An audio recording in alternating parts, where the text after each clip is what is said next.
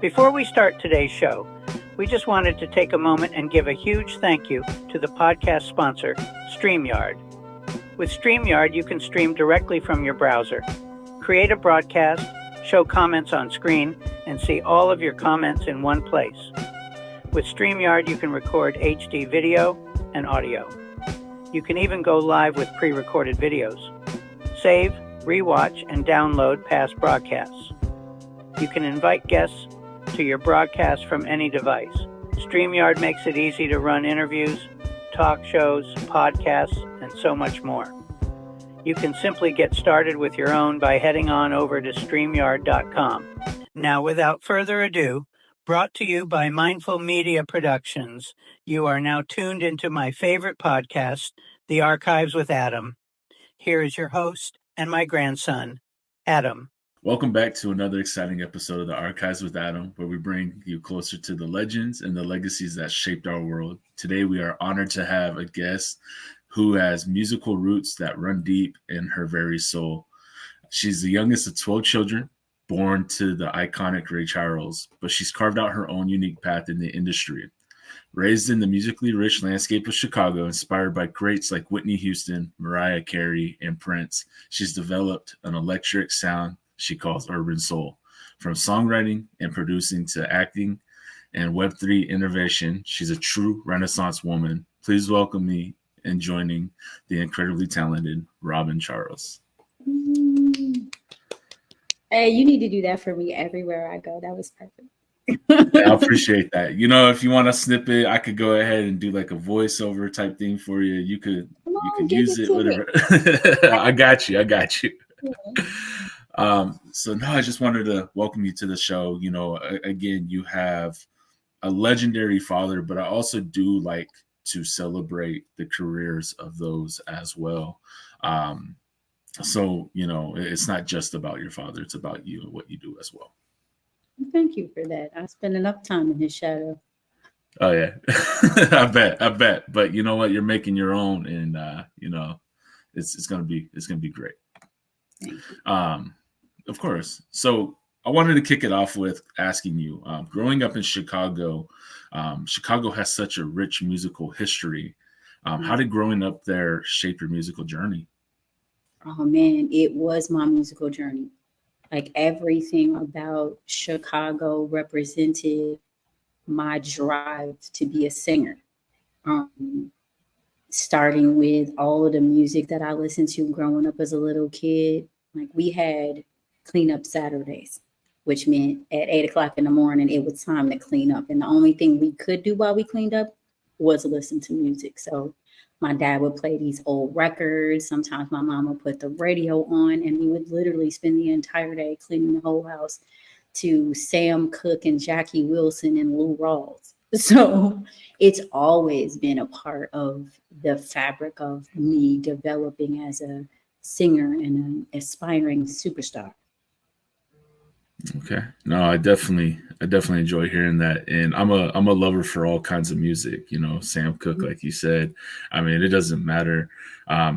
Besides nowadays, I can't listen to a lot of that newer stuff. It's just, it hurts my ears.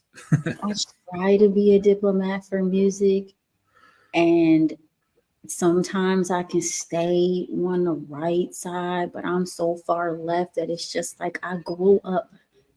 My daddy was Ray Charles. I just said I grew up as an 11-year-old listening to Jackie Wilson. I don't understand it. And I don't want to hate on anybody's like win. I'm not trying to hate on their thrive and their drive to make it, but it's like it really tears down the integrity of the artistry. So that's why it's very difficult to be diplomatic about it. And if I'm as honest as I want to be, like, I just hate it, but I respect your drive. I respect your hustle. You have to. At least they're doing something. But you know, it's kind of like opinions. You don't have to agree, but you could simply respect it. Exactly. So your father, obviously Ray Charles, is a massive musical influence, but you Mhm, also mentioned Whitney Houston, Mariah Carey, and Prince as inspirations. Can you mhm. share, like a particular moment or song from each of these artists that have deeply impacted you? See, I know you do not have enough time for me to be doing all of that. But like as early as like I guess maybe 11 or 12, I remember doing talent shows in school, and all the other kids would come singing Disney songs, and I would come belting out Mariah Carey and auditioning for different choirs. They come singing, all of the traditional young gospel hymns, and I'm somewhere singing Whitney Houston. It's been a core um, value of mine to learn from the greats. Like I was a singer, and these artists that I'm mentioning have epic voices, and I just wanted to be able to embody that. And that's how you learn, right? You study the greats. So those are the things that represent who I was as a young person developing into the artist I became. And of course, Prince is just Prince, baby. There ain't no getting around him being one of the most epic artists, producers, songwriters, musicians of his time. No, you're right. And a fun story to share with you. When I first graduated high school, my first job was actually event security. Just went straight to it. And Mhm. I actually was doing security at a Prince concert. This man showed up 45 minutes late and left 45 minutes early, but the show was still great. And I don't think I heard anybody complain about it. I was just It gonna was just say, like, legendary. who's ever gonna complain? Like, he always does what he was asked to do. So you can't really complain about it. As long as you got a great show out of it, and he always gave a great show, I'll take that little 25 minutes he gave. Without a doubt. Without a doubt. So you signed a single year contract with MTM Chicago early in your career. What was that experience like, and how did it shape your path in the music industry? Man, it absolutely pushed me all the way into music because MTM was more of a modeling agency and a talent agency and less of a music talent agency. And I was so super young. I think I was 13 or 14 when I signed it.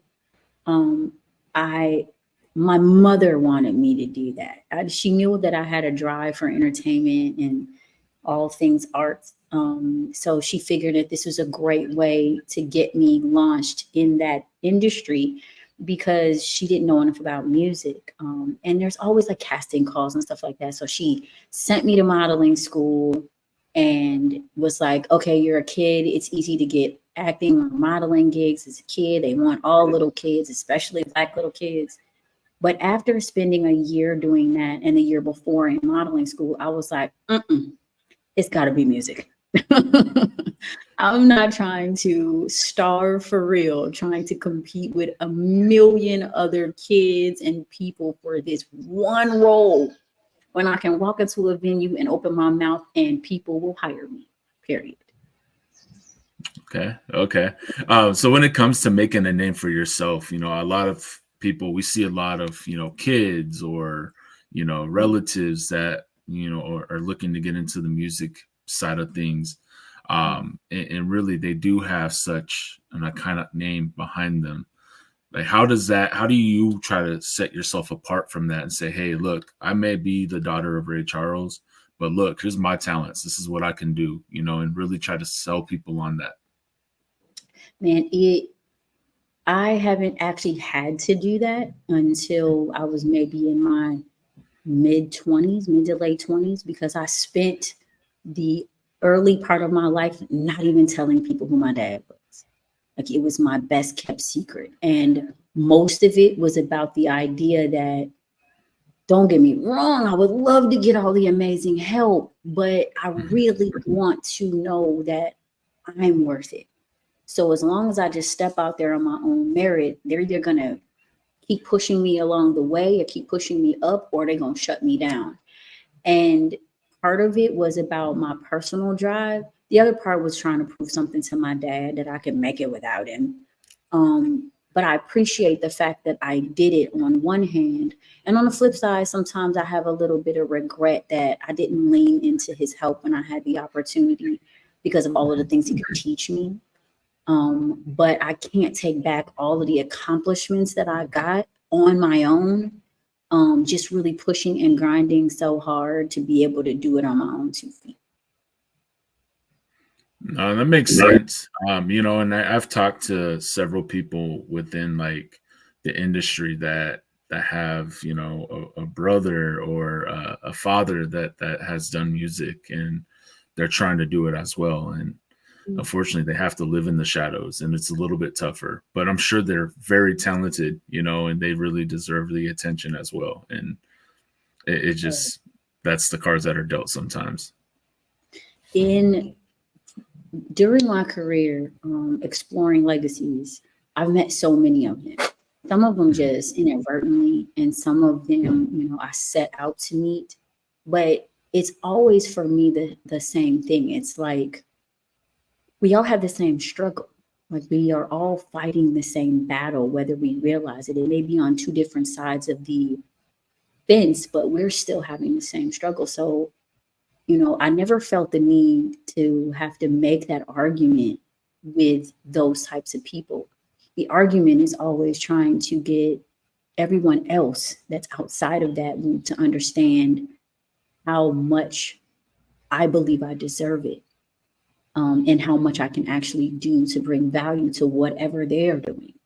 That's been the biggest challenge for me. But having some of these legacies that I've come across that have been through some of those same challenges, like you just kind of get each other. You just kind of band together to some degree. Yeah, I couldn't imagine having to deal with that, but at the end of the day, there's always going to be an outcome, whether it's the outcome you want or that, the outcome that is, is to come. So, right. So I wanted to ask, after Ray, your father, passed away, you sought ways to immortalize his legacy. What does it mean to carry on his legacy through your work? Like you said, you don't want to be known as Ray Charles's daughter, and you regret not taking those opportunities though to really, take his words and his advice and things and apply all of that, or even, to get that help. But what does it mean to carry that through your own legacy and through your work? Well, so many different things. Like for one, there aren't enough Black and brown legacies that carry on throughout the generations, right? Mm-hmm. And that's a big deal to me that we're able to perpetuate keeping that alive, because there are other races that manage to do it effortlessly. On top of that, it's about making sure that the strides that my dad made in music and in business, that people in the industry, that young people, new up and coming artists, get how important that is and use that information and that knowledge to help further their own careers. So like keeping my father's legacy alive is one of the most important things I could do as a musician and as an artist and a music professional. But it also kind of helps me stay tied to who he is, and then otherwise be able to pass that on to my legacies. My kids know their granddad, they are attached to who he is because I make him such a big part of their life. And I didn't even have him that much in my life. So it's really, really important, but it also is helping me to develop my own legacy, because it's helping me to carve out the kind of career and the kind of path musically that I'm going down. I build off of what my dad did, and then I also create my own ways of getting it done. And so I appreciate it on so many levels. See, and one thing that that you mentioned that stuck out to me was there aren't really many legacies of, Black or brown. And I'm like, man, you're right. You don't really hear of that. I mean, maybe like for me in like the boxing world, you have like those, but like not in music, like I feel like music industry is a little bit harder. Like I said, because I've talked to other people that are legacies, and they're having a hard time just really keeping, their name out there, right? Because of who's above them, but there has to be some kind of change to that. There has to be some kind of way to really bring more attention. And I think that even goes into the world of acting as well. You don't really hear of that. Well, and in spending a little bit of time in the film industry, it's almost, because of the craft is so different, it's almost a little easier for them to kind of push, because they have productions. They can negotiate deals to have productions to say, hey, throw my kid in this commercial or throw my kid in this production, even if it's a small something. And that one credit and that one shot will kind of help to open the door. Whereas in music, you have to have it. If your parent is somebody like Ray Charles or somebody like, I'm trying to think of Nat King Cole, somebody like Beyonce, like you have very big shoes to fill. So you have to have it. You can't pretend to have it and expect to make it.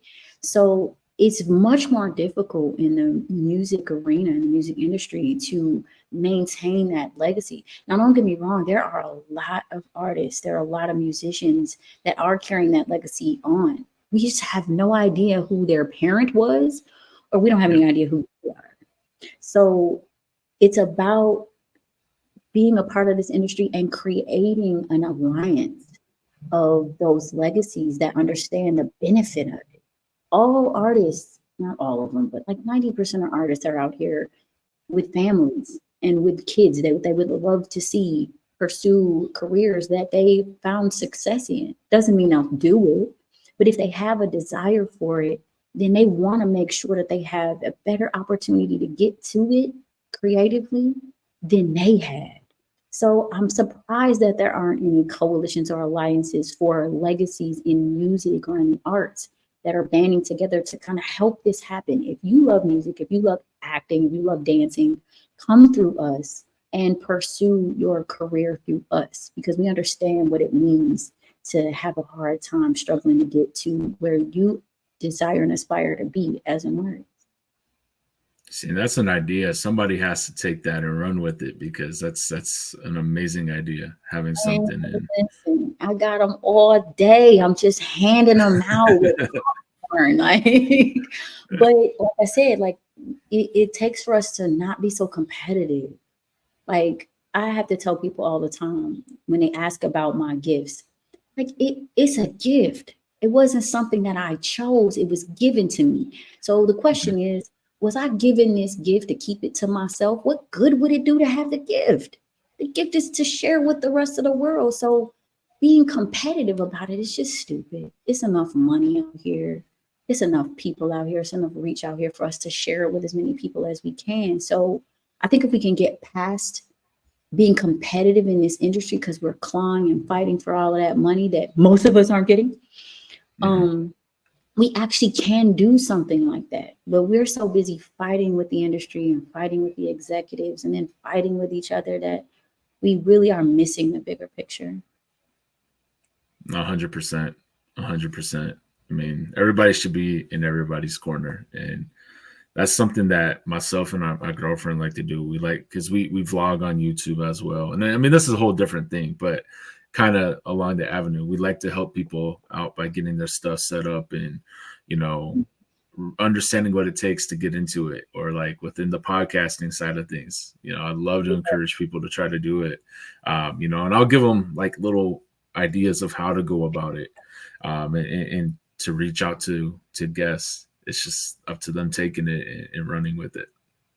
Absolutely. Like every step in that direction, I think is helpful and it'll get us closer to the goal. But when I think about the type of money that some artists make in this industry, and the fact that it's like the nepotism is so great, it's like, oh no, I want to make sure my kid has all these opportunities. Yeah, we'd love to see your kid have that opportunity and what they come up with and how magnificent they could be. But what about all the talents that we see emerge that had to scratch and claw, and all they needed was a little bit of your guidance or a little bit of your help? Just a door open here, a phone call there, to help them prove how talented and valuable they are to the industry, to the creative world. Like I wish that they would take some of those resources and help to create something like this. If I had it, I would. I just don't. And the idea alone just doesn't get us anywhere. Without a doubt. And I want to talk about talents. I mean, you have you've described your music style as urban soul. Can you elaborate what what this genre is, and what it means to you, how you blend musical influences into your work? So I grew up singing gospel and singing soul music because it's all I heard from the time I hit the world. But as hip hop came into the arena and got developed and got to be this big splash, which I was a very little kid at the time, it emerged in a way where it kind of set a precedent. It was almost like you weren't covering all the bases if you didn't incorporate a little hip hop into your soul or your R&B or your pop experience. So I think just early on in developing my craft as a young artist and a young writer, that's where it opened the door for me. Like every hip hop artist in Chicago that needed somebody to sing vocals, I got an opportunity to kind of slide in there. So my craft was developed underneath that, even though vocally, all I ever wanted to do was sing a bunch of soul. I just wanted to make people's hearts break. So along the time throughout my career, what ended up happening is there was an even merge, but I couldn't call it hip hop because I am not a rapper by any stretch of the imagination. But I have a great respect for it. It kind of had this vibe that was very soulful, but it had a lot of bounce to it. So the only thing I could think to call it was urban soul. I'm a city girl with roots, and it just incorporated those two ideas for me. Okay. And can you describe like the sound of it to everybody that may not know what that is? And I'm obviously gonna put down in the description below the link that you sent me, so everybody can actually tune in and listen to it and get an idea for their ears. That link, you talking about the Google link? The NFTs. Yes. Yep. Okay, it's the Google link was just for you. Oh yeah, no, I got you. Yeah. So it kind of like everybody hears that song that comes on the radio, and as soon as you hear it, it gives you a vibe and it makes you move, right? But it also reminds you of something you've heard before. But it's just so in the pocket for you that you don't want to turn it off. Like what it's doing. And then it kind of pulls you through the song with the story that it tells, but it also gives you a lot of musical color. Like I incorporate a lot of live instrument because 95% of my performances are with a live accompaniment. It's my way of keeping live music and real instruments a part of the creation of music, because that's where it all began. And being able to figure out a way to incorporate the new technology in the authentic creation of music is the next wave. It's how, classic soul becomes neo soul, becomes urban soul. It's just an evolution. So that's what you will hear. Like you won't hear a bunch of EDM head banging club stuff. But you also won't necessarily hear a bunch of gut wrenching, operatic type music that tears your heart apart. You get an even balance, a little bit of all of it wrapped in one. Kind of how I look at it. Okay. So it's a true definition of if it doesn't touch my soul, I really can't listen to it. That's right. Period. There you go. If it doesn't touch your soul, make you shake your hips just a little bit. Yeah, it ain't working. Okay. Now you've worked with some incredible artists and legends, including Otis Redding, R. Kelly, and the band of the the Misfits. What has been some of your memorable collaborations, and why is that? All of them have been memorable for so many different reasons. Like I have a story for each one of those people that you mentioned, but then also the ones you didn't. I think there's no most memorable, just in saying their names, it takes me right back to the experience that I had working with them. But the ones I guess I would have to lean into as the most memorable are the ones where we completely tapped into our creative abilities. I did an EP with Gordon Williams and Rich Nice out of New York. And he was supposed to write all of this music for me and blah, blah, blah, blah. And he had no idea what my style was and what I wanted to do. And then he sent me this one track, and this track was so big. It was Whitney Houston big. And I was terrified by it because I was like, oh my God, if I ruin this, I will be destroyed in the industry, right? But when he heard the song I wrote to it, he was like, so you like this style? I was like, yeah. He was like, hold on, I got 5 more tracks you could play with. And literally in like 2 days' time, we just went ham writing songs. They just kind of fell out of me. So those are some of the most memorable experiences because they're the ones that give life to the gift. They're the ones that bring the gift out and bring the gift to the table to be able to share it with the world. And I love hearing those kinds of stories because I have a friend that I made just most recently out of like the last 2 years, and he produces beats and stuff like that. And it's like a lot of soulful beats. And I'm like, man, like this is insane. Like he's made some for me for like my YouTube intro. And I'm just like, so I introduced him to one of my other guests. He was like the first guest that's been on my show that had like a celebrity status, and he makes music now. And he was in like movies as a kid, Nickelodeon, things like that.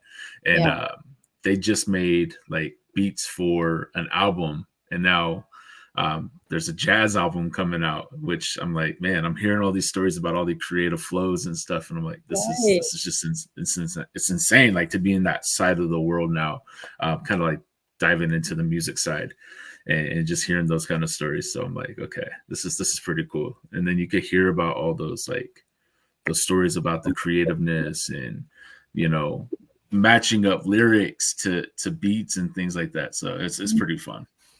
Oh yeah, it is. Now, go ahead. No, I was just saying it's where my happy place is. No, I bet. I mean, and it's a way to express yourself. I tried to do music at one point when I was in middle school, but it just wasn't for me. There was way more musically talented people out there. I understand. I do want to ask you though, what was your decision to start your own publishing company like, and your vision for it? I think that's really important. That's probably one of the most important things we should talk about today. Honestly, initially it was just to understand more about, oh my God, the flies are driving me nuts. Living in Africa is definitely different. It was more of an effort to take control of my own career, my own music business. But from it forced me to learn about what the benefits in music publishing is, because most young artists, so to speak, and when I say young, I don't necessarily mean in age, I mean the time they've spent in the industry. They really don't learn enough about publishing. And it is a very vast and complicated business. But it is the part of the business that if you actually learn how to do it right, it can support everything else you want to do musically. So that's really why I kind of went into that direction. I wanted to understand how, when I no longer want to be on stage and chasing around music directors and saxophonists and promoters and stage hands, then I can still let my music work for me and make money for me. So that was the overall motivation for it. But the more that I lean into it, the more I learn. So it almost feels like I'm never done developing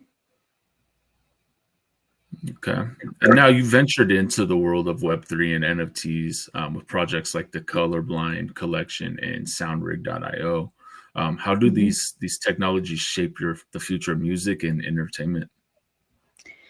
I mean, it is like I said, just about the genre, the style, and how it Mhm. evolves. Like how we put the music out and how we benefit from it is evolving, and we don't have a choice. Technology is coming in and taking over our lives, so it's naturally going to take over our business. And if we don't get in early enough to capitalize or to benefit from it, then we're going to miss out. We're just going to be at the tail end of it, looking for the scraps to try to pick up, and it goes right back to the vicious cycle of it being oversaturated and there being nothing left.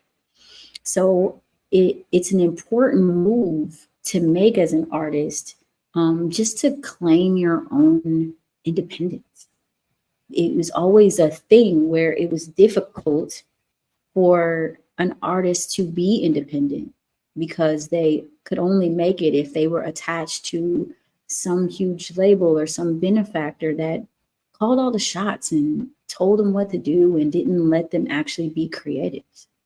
Like it was the creative in them that made everybody want to capitalize on them. So it seems to me that it is the creative that should be embellished, that should be expounded on. And then you should make the money for being creative that you deserve. Period. 1,000%. Mhm. 1,000%. Um, Now you mentioned living in Africa. You were also a judge for season 4 of Rising Stars Africa. What excites you most about being, one of the judges, as well as what were you looking for in your contestants? So like I said, one of the things that intrigued me about it was the opportunity to discover new talent. But the other Mhm. thing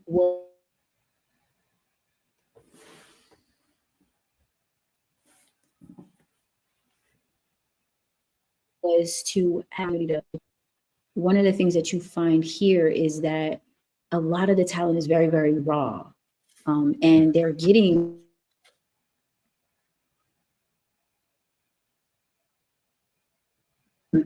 information from artists are doing is an imitation of what they see online.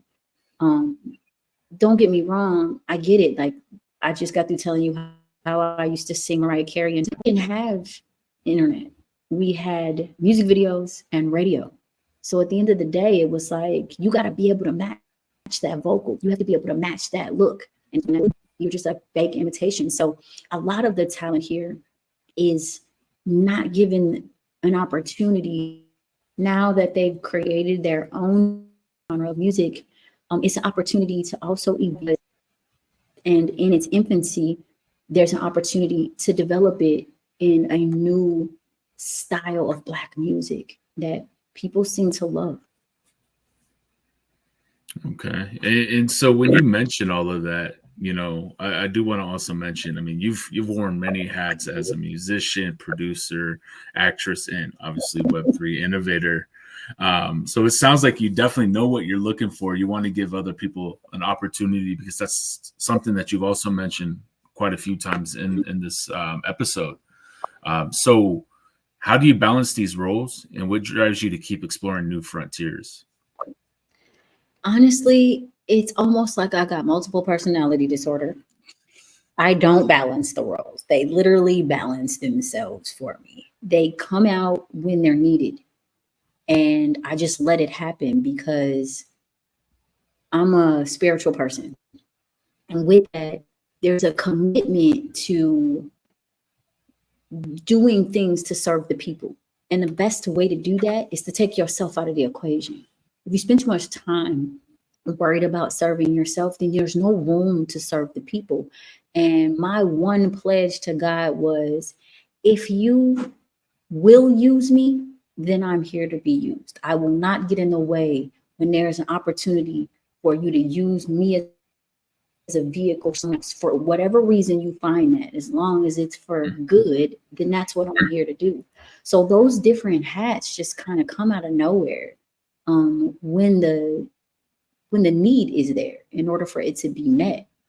A lot of I didn't even know that it was a thing or an ability or a possibility. It was just there was a need for a thing. And so if I had a way to fill it, I was just going to step into the role.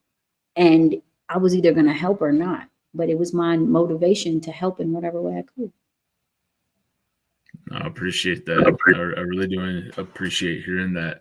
And it's words like that that really makes you want to do better and be a better person, you know, and be there for others. And it really sounds like that's what you aim for. You know, you take what you have and you're allowing others to have a part of that as well. If being a parent definitely teaches you one very solid thing, which is you're giving something back to the world. And what is the legacy that you actually want to leave? No, everybody wants to die and have millions of people at their funeral and them to say wonderful things about them and then to leave this great legacy and go written in the history books. But at the end of the day, it's really about how did you impact the people that you came into contact with? And that's how you determine how you should live your life. If you want to impact those people in a way where you know you help to change their lives in a positive way, then that's what you got to give. You just have to step into every moment of your life with the desire to do that. You're not always going to do it or get it right. But as long as that's your motivation, you definitely won't get it wrong. And I just live by that. 100%. It's a great way to think. And that was going to lead to actually my next question. You know, when it's all said and done, like what message or legacy do you hope to leave on the future of young generations through music and, you know, everything else that they want to do? One thing I always give that I always say, this is one of the biggest lessons I've ever learned, is just never quit. Just to never quit, no matter, you could get fired, you could get pushed out, you know, everybody's going to tell you not to do it. But if you feel it in your heart, then just don't ever quit, because that's the universe telling you that if you really want it, then come and take it and you can have it. Because a lot of times we get taken out of the game because of our insecurities and our fear and our doubt. But it's right on the other side of that. So that's my first and most important thing to leave to anybody else. But outside of that, like mostly I just have to say that just remember to be open to anybody that comes your way that is trying to have the same vision of that you have, because you were that person one day that stepped to somebody that was leagues ahead of you and was just looking for one opportunity or one piece of advice or a little bit of mentorship. Just don't forget that that's there and always be willing to listen in. Without a doubt. Now I wanted to just ask some questions because I know we're kind of close to time. So it's more like questions about your father. And you know, just we'll kind of wrap it up there, and then we could always go like a part 2 if you'd like, if you have any projects, things like that in the works you want to talk about, but you're always more than welcome to be on my show. Thank you. It's been amazing. I appreciate it. I will try to like disinfect flies next time. I can't even tell. So we're good. We're good. I just like a nut job. I'm just over here swatting them. They like, what you doing? What's going on? So what were some of like your favorite memories, you know, of your father making music? Did you have like a special song or a moment that stands out from your time with him?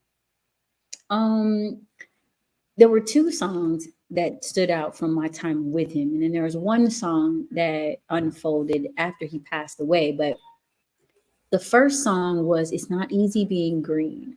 I remember going to one of his concerts and he started playing this song. And I was a little kid. I couldn't have been more than, I don't know, 6 or 7 maybe. And when I heard him singing the song, immediately I was like, oh my gosh, I know that song. Kermit the Frog sings that song. My dad is super cool for singing Kermit's song. I had absolutely no idea that it was not Kermit. But it was just like this really warm moment because it felt like there was an opportunity for us to connect musically. and I was so little, and he had no idea that I was even interested in music. And I even told his manager at the time, I was like, I knew that song. And he was like, well, why didn't you get up on stage and sing it with him? I was like, because he would have killed me. He was like, nah, he wouldn't have. He would have loved it. But it never dawned on me to do that, right? And then the other song for me was Georgia. I don't know why Georgia always just plucked at my heartstrings, but it just did. It just has a special place in my heart, being that my dad is from there and I lived half of my life there. So those are the two songs that have the most memory for me. But my dad he produced this song called A Childhood. And I found out that he did it back in like the late 80s from the person that actually wrote and published the song. And it was weird how I wrote this spinoff to that song, having no idea that that song was ever created. So that one is probably one of my favorites and one of my most meaningful songs between me and my dad. Okay. Now, Georgia definitely was one of those songs that just the way it sounded, it was very much ahead of its time for sure. And Absolutely. it just sounded so good. It sounded so good. It still does. It does. Even when it's covered, like you don't have to be an amazing singer to sing it. You just have to feel it in your heart. Exactly. And it gets everybody every time. For sure. And you know, he got a start in Seattle, sorry, not Chicago, Seattle, which is obviously where I'm from. Did you ever hear any stories about that? Have you ever been to Seattle? I've never been to Seattle, and I've never heard any stories about it. Not from anybody directly, other than the stuff you see on the net or see on television or hear about, but I haven't yet. I've heard stories from other places, obviously from LA, stories from Houston, stories from New Orleans, stories from Florida, like stories from a lot of different places. But Seattle was one I haven't heard enough about, and I'm quite curious about it. You would think that there would be, just because it was a start, but maybe he was just, again, it was just a start, you know, and so he was like trying to get his feet wet. He was trying to, you know, feel it all out, and there probably wasn't much to say about it, you know? There probably was a lot to say about it, but I thought it was one of those people that was just very, very funny about his business being out on the street. He did not play those types of games. So, like, if the story got out, it was literally because he was okay with somebody telling that story. So, my dad has stories that nobody is aware of, and most of them are probably the best stories you've ever heard. So, that's why I say I'm very curious to find out what are the tales to be told about that time he spent there. Because there's no place he spent time that doesn't have a story to tell about him. Okay. Were there any like fond memories or special moments that you would like to share? You know, something that you know, that meant so much to you? There are a few. Like, I have a handful of stories. And I feel like I've told all of them. Every once in a while, I'll creep up on a story that I forgot about, just depending on the conversation. But just the other day, I had a flashback to the first time that I ever sang for my dad. And it just happened to be on my birthday. And there were a billion, and I say a billion, and I'm exaggerating. There's probably like 8 people in the room, but we were all piled up like around his bed. And like, I came all the way to LA to visit him, and I brought my family with me. And then my other family just happened to show up, siblings and stuff. So like, we're all kind of piled up in this room while he's sitting up in his bed in his pajamas, all diva-like. And I'm singing a song for him, right? And I memorized this song specifically to dedicate it to him. I even like altered it to fit our narrative. And after I sang the song or whatever, everybody is in the room like crying, and they all got their camera phones out and they're taking pictures and the whole shit bang. And Dad, what did you think? And he was like, well, you know, I'm just saying, like, I try to singers all the time that y'all just got too many words. Y'all just need to not use so many words. Like people don't have a long attention span. You got to keep it simple. And I'm literally floored because I'm like, bro, I just poured out my whole heart and soul song to you. And I'm like, Dad, I didn't write the freaking song. I just sang it for you. He was like, and I was like, I just want to know if you like the job I did, if you enjoyed it. He was like, oh, well, I mean, damn, you don't need me to tell you can sing. You already know that. Oh my God, everybody in the room that was crying almost choked to death laughing because they're like, he's hilarious. And it was super funny. I was frustrated by it, but when I look back at it, I never forget what he said in between. And every time I sit down to write a song, I'm reminded every time that you just got to keep it simple. People don't need you to say too much in order to get the story to them. So I never miss an opportunity to make this very big and elaborate story in a song. Just very, very simple and direct and to the point. See, we only know Ray Charles as a musician, but when I hear these stories, it's amazing to hear because that's your father, right? And you probably seen him as, Ray Charles, your father, not just a musician. It's weird. Like there was a time when he was dad, and that was probably like when I was a young adult.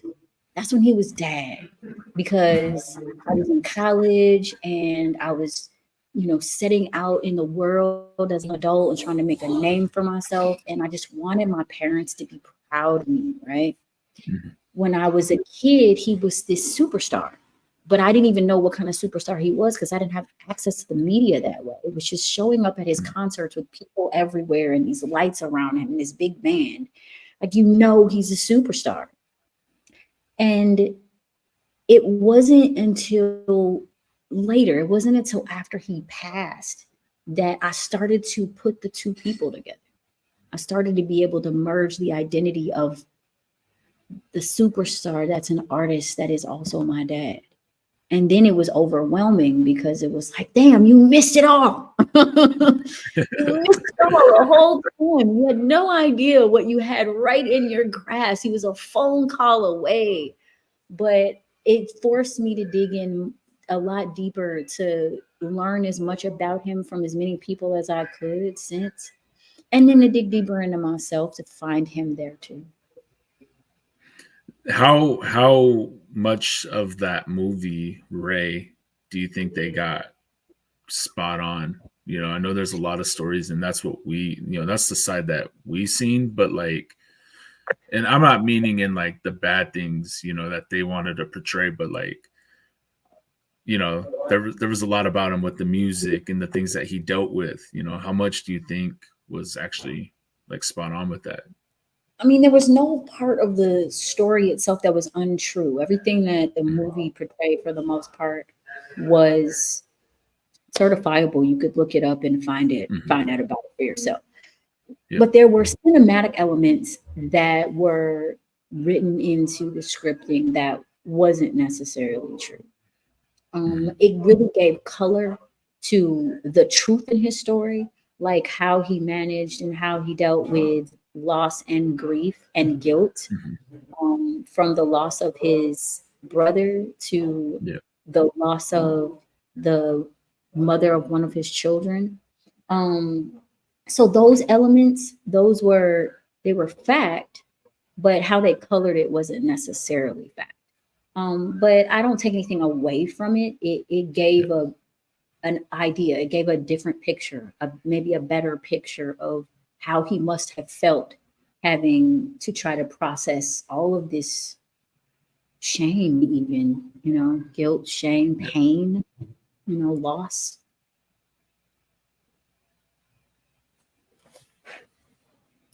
I thought I lost you there for a minute. Oh, no, perfect. So for you, like as a kid, growing up and understanding, like, what was going through your mind when you found out that he was blind? You know, like how did you adapt to that? How did you help him out in that portion of his life? Oh, I never not knew he was blind. Mm-hmm. There was one moment when I was a little kid. Mm-hmm. I think I was about maybe 8 years old. And he was in town for a concert. And so my mom took me to see him. And she had literally just took me like school shopping. So after the show, we're backstage and he's sitting down in a chair, you know, with his jacket off and his button up, opened up at the collar. And, you know, she walks me over to him and, you know, he reaches out for me to come and sit on his lap. And I sat on his lap and he started rubbing on my sweater and on my skirt. I had on a sweater set. And he was just like, oh my goodness, look at you. You look so pretty in your nice dress. And I'm looking at him and I'm looking at my mother and I'm like, what? At this particular point, my mother had already taught me about home training and manners in public.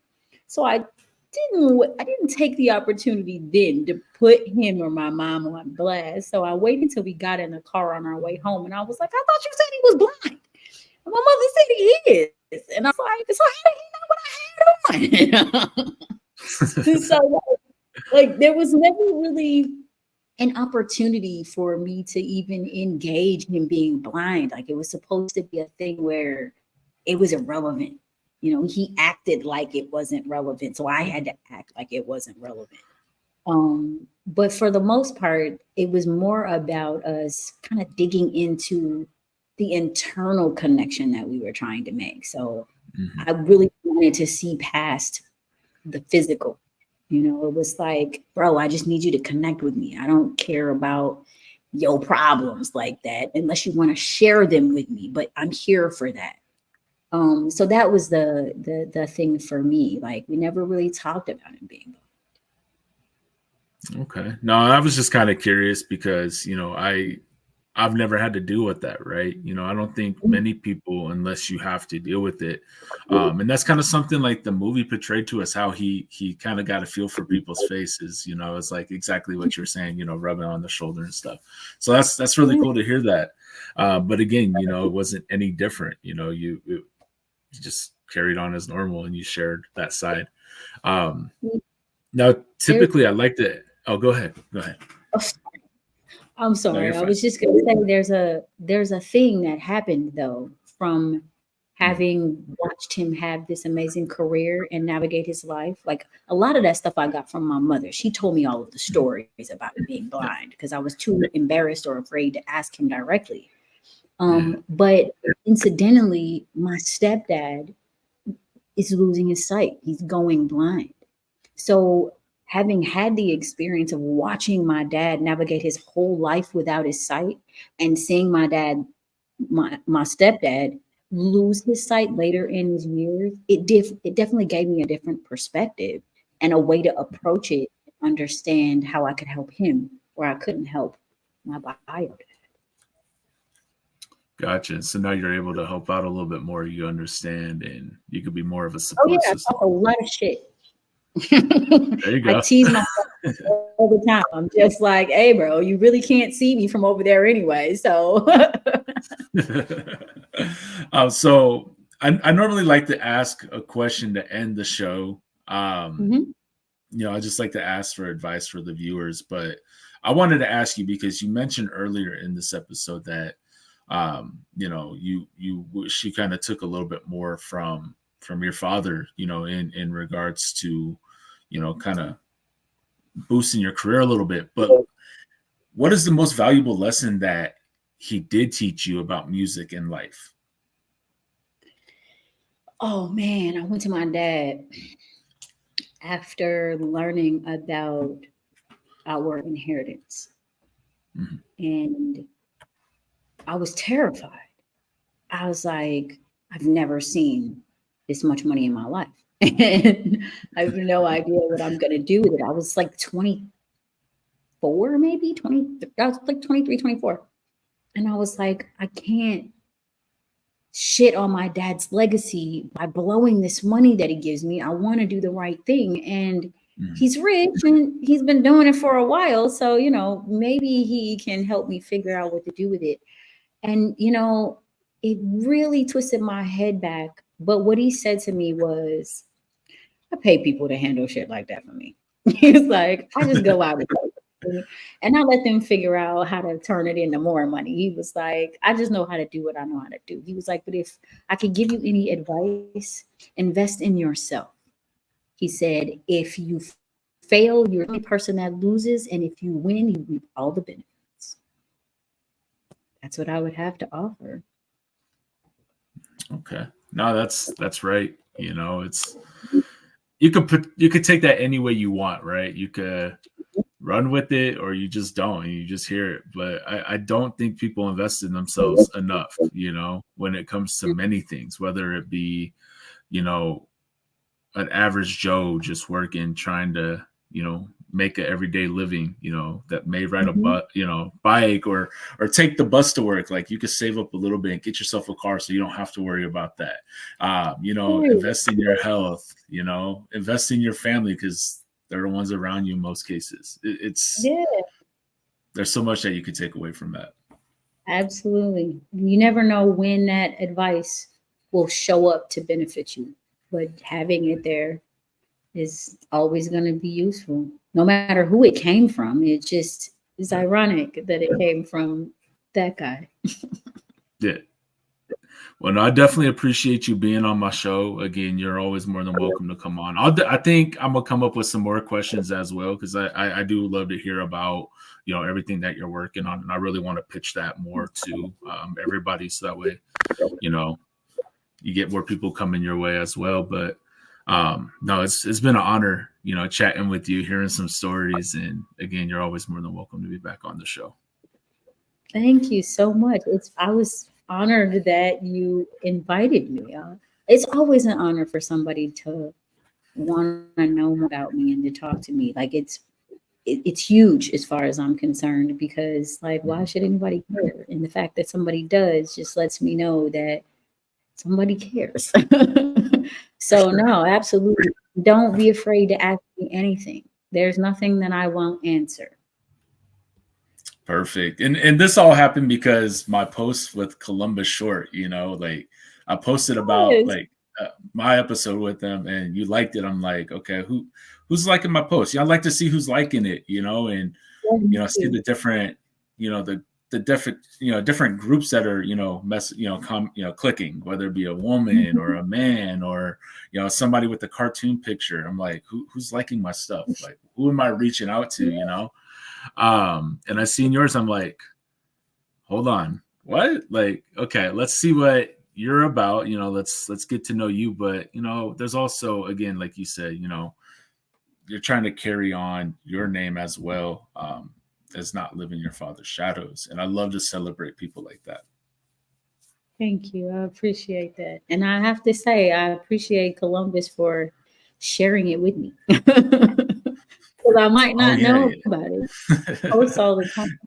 He has so many followers, but he never misses an opportunity to inbox me everything. So he did, and I fell in, and I was like, oh wow, this is dope. This is not him and coming in hot. Yeah, no, like, unfortunately he's been in the headlines a lot lately, and it's not for good things. Like, people want to pick apart the negativity, and I had been talking with his wife for some time, to get this set up, and she messaged me out of nowhere one day, hey, would you like to interview Columbus? And I'm like, yeah, of course. Like, I grew up on this guy, and I just wanted to make it a different episode for him, not people just trying to find a negativity and put it out there, Absolutely understand. And a lot of times the media takes away from the value and the virtue of what somebody has to offer, and forgets that we all mess up. We all have problems in our life, because that's just life. And so, we have to see the better in each other in order to help push and elevate each other. So I appreciate you for doing that. Honestly, he needs it. No, my pleasure. My pleasure. And that's why I explained to him, like, man, we're human beings. We all make mistakes. We live and learn. You didn't go kill somebody. You didn't do unforgettable things to people, like we all make mistakes, we just move on from it.